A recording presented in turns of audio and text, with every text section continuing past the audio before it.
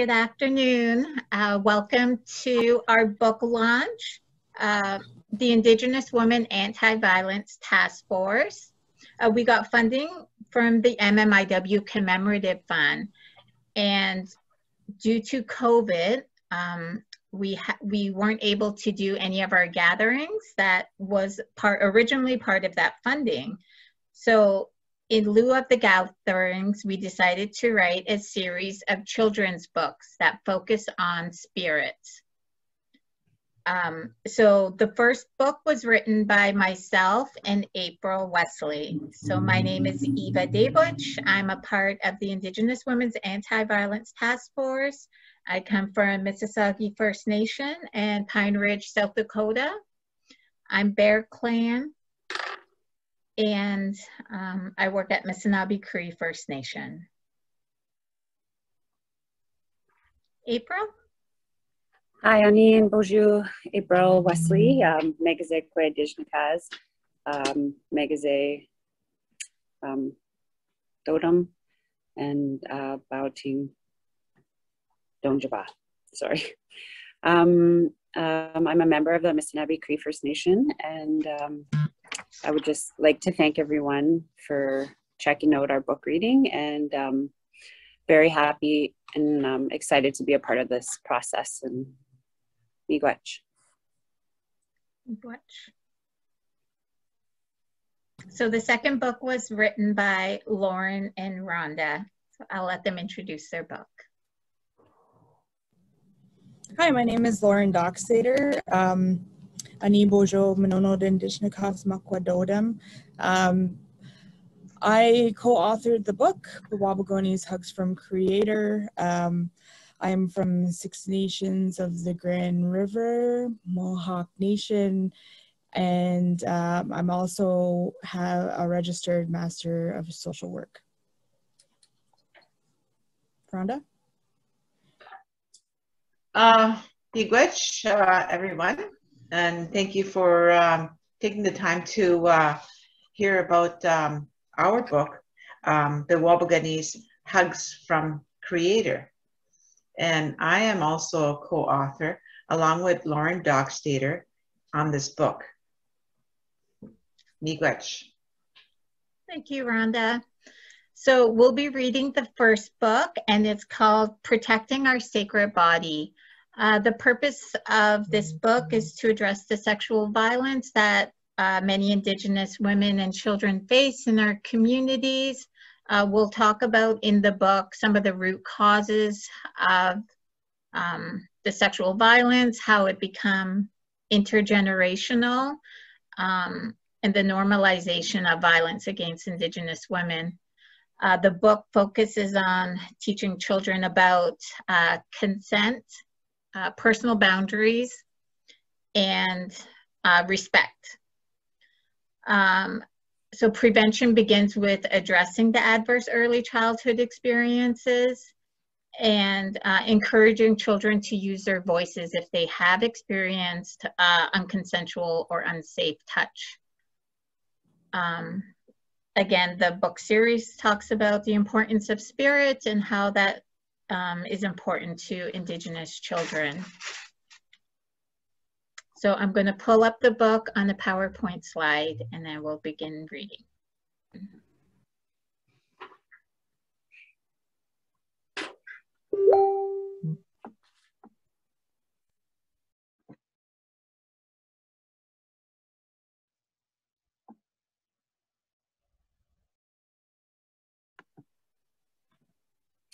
Protecting Our Sacred Body.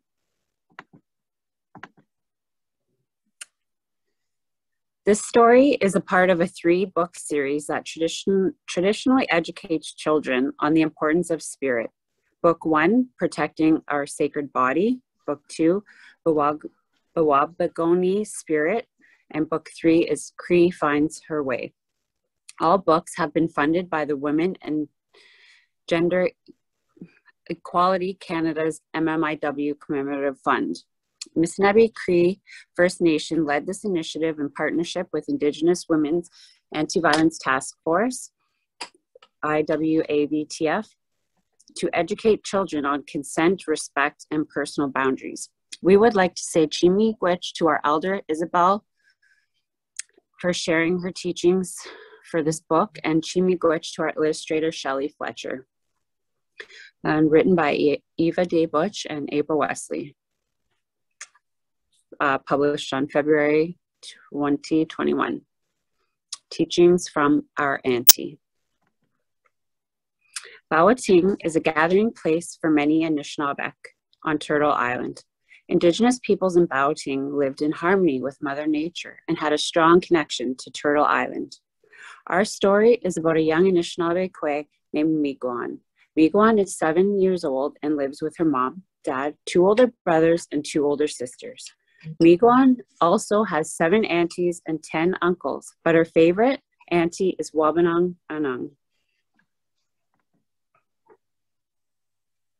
Eastern Star has an important role in Miigwan's life.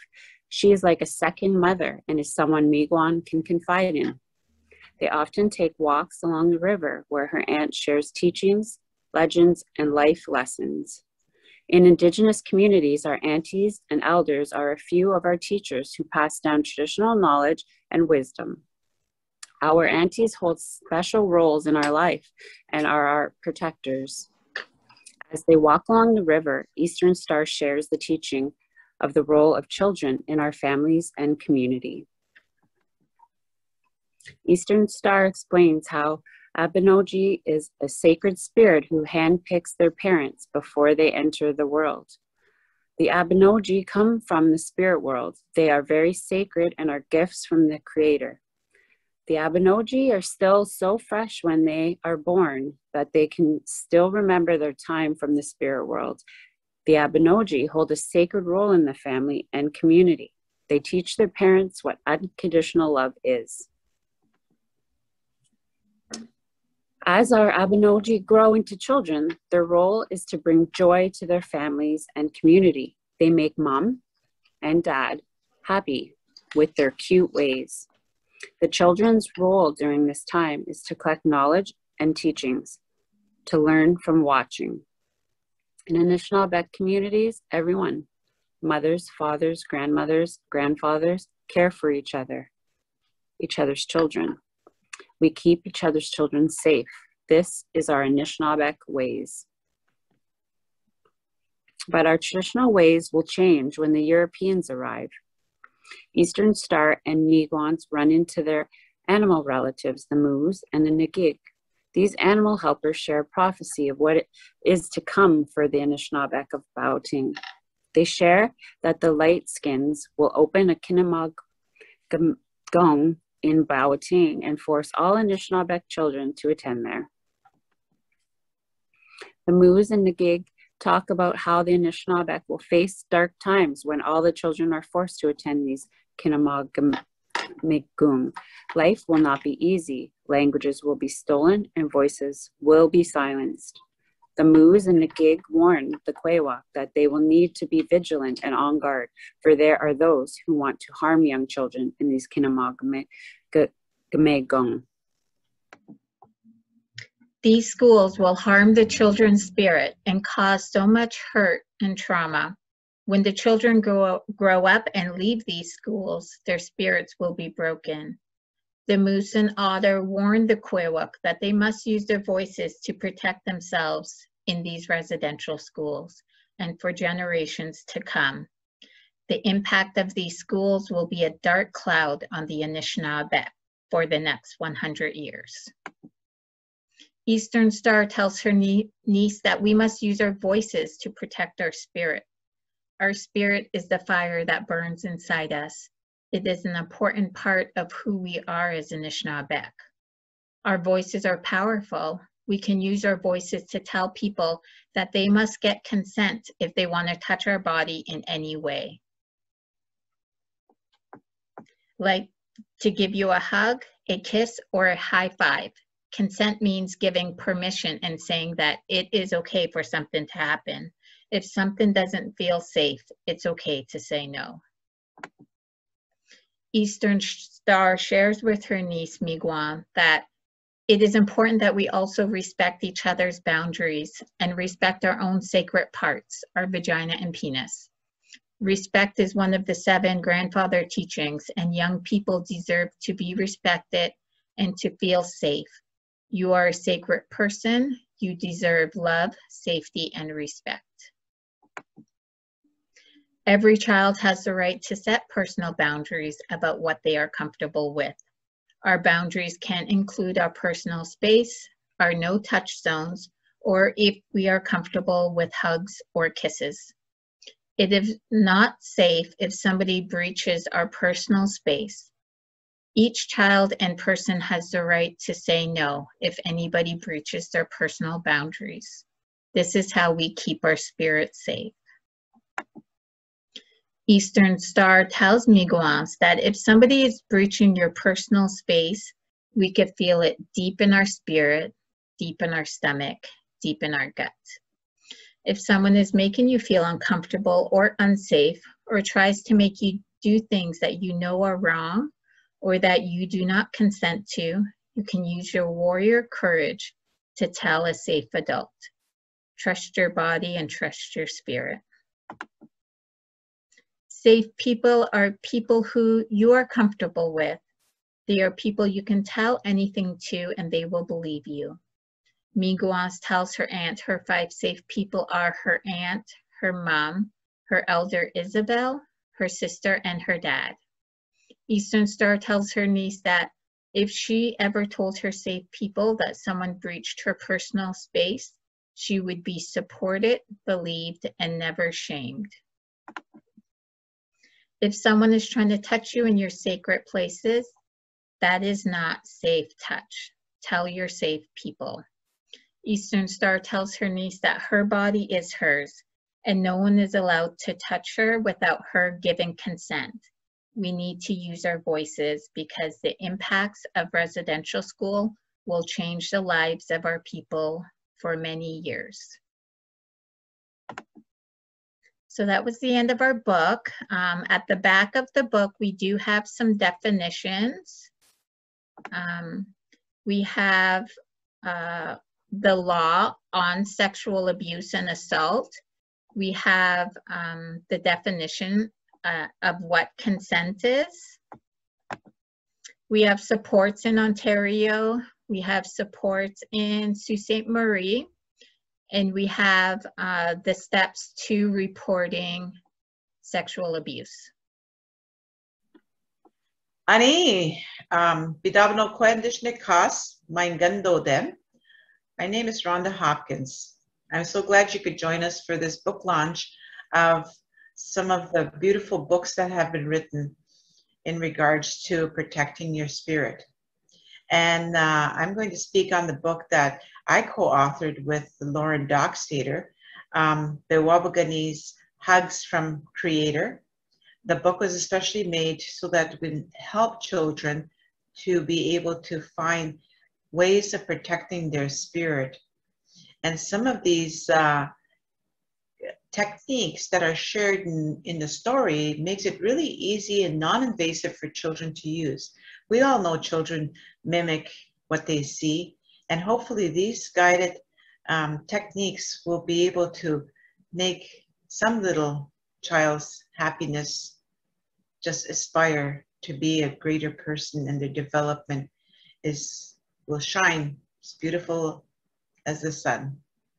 Miigwech. Lauren, can we hear from you? The Wabagonie's Hugs from Creator. Wabagonie woke up one morning feeling grouchy and feeling bad. Mom could see that something was wrong by looking at Wabagonie's face. "Good morning, Wabagonie. You don't look very happy today. Is something wrong?" she asked. Wabagonie very quietly says, "I don't know, Mom. All I know is that my stomach feels like it has millions of butterflies in it." Mom says, "Well, maybe that's spirit trying to tell you something."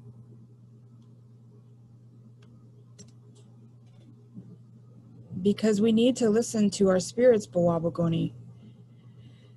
Because it helps us connect to creation and our own special feelings. Bawabagoni closes her eyes tightly and slowly opens them. I just asked Spirit, what will make me feel better? Spirit told me to ask you, Mom. How do I make my spirit feel better? Mom walks over to Bawabagoni. Try doing this. She starts to rub her hands together. Once your hands feel warm, then you can start moving your hands just above your arms, legs, and even your clothes. The warmth from your hands will seal up all the cracks and holes that might have hurt Spirit. Try it. Bawabagoni does as Mom suggests. She feels her hands as they get warmer and warmer. She places her hands on her stomach and temporarily feels the soothing heat. Okay, I did that, but my spirit says I still need help. Mom pulls out a small pouch of sema. Bawabagoni, did you offer your sema to the earth this morning? No, not yet. Bawabagoni replies as she reaches over, takes a pinch of sema in her left hand, and walks outside. She walks over to the cedar tree beside her porch and prays.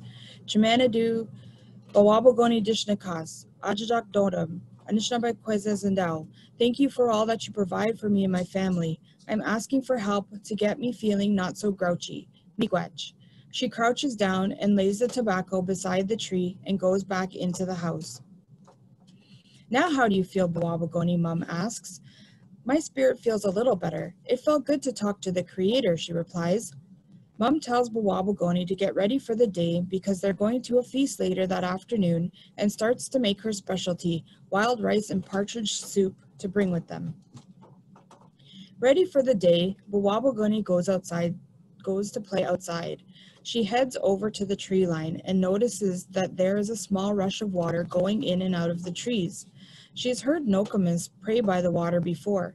Maybe I should try that too, she thought to herself. She stands in silence by the water. She notices the leaves overhead, the smell around her, the sound the wind makes, and she touches the water at her feet. Miigwech, she says quietly, and takes a deep breath in. Later that afternoon, Bawabagoni and her mother arrive at Auntie's house. All of Bawabagoni's family is there, Nokomis, cousins, and uncles. This made Bawabagoni really happy. She had so much fun playing. She heard adults laughing, and the best thing was that her silly cousin kept making her laugh. Bawabagoni realized that her spirit was happy too.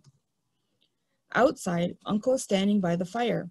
Bawabagoni asks, "What are you doing?" Uncle says, "I'm just thinking about what Mishomis always told me. A sacred fire, like this one here, listens to you, and sometimes that's all it takes to make your spirit feel good." Bawabagoni gives her uncle a big hug. "I like your hugs," Uncle says with a smile. Miigwech Fire for asking me to come and give my uncle a hug because I know it makes his spirit feel better. Bawabagoni, there's a plate Nokomis has on the counter. She made it from birch bark and has some of the food that we're going to eat for dinner on it. Can you bring that out to me? I need to give it to our fire, Uncle asks.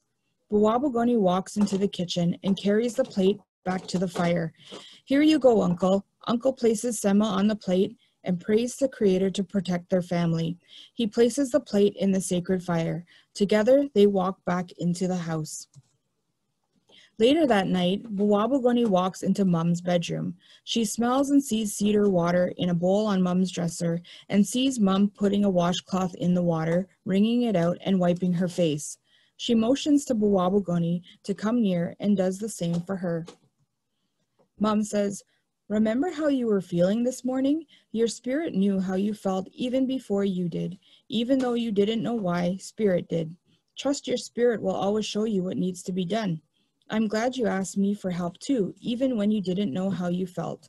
I'll always be here for you." Mum and Bawabagoni climb into Mum's bed. Mum hugs Bawabagoni and wraps the soft, warm blanket around them. This is Bawabagoni's favorite place in the house because it makes her feel safe and loved. Bawabagoni falls asleep with a smile on her face and a happy spirit. At the end of our book, we also have a glossary. In the glossary it has the Anishinaabemowin words that are found in the book, as well as how you can say them phonetically, and then their English translation. We would just like to say a big chimigwech to Amber Wabus. She did all of the illustrations that are found in Bawabagoni's Hugs from Creator. So miigwech Amber for that. Thank you, Lauren and Rhonda, for your book. Just want to say thank you for tuning in and listening to our book launch and our book reading. We printed 150 of these books. We're going to be giving them away for educational uses for at some of the local agencies in Sault Ste. Marie. But we are going to give away 20 books to anybody who would like one. Please email the Indigenous Women's Anti-Violence Task Force email with your address, and we will send you out a copy of each of the books. So the email address is IWAVTF@gmail.com.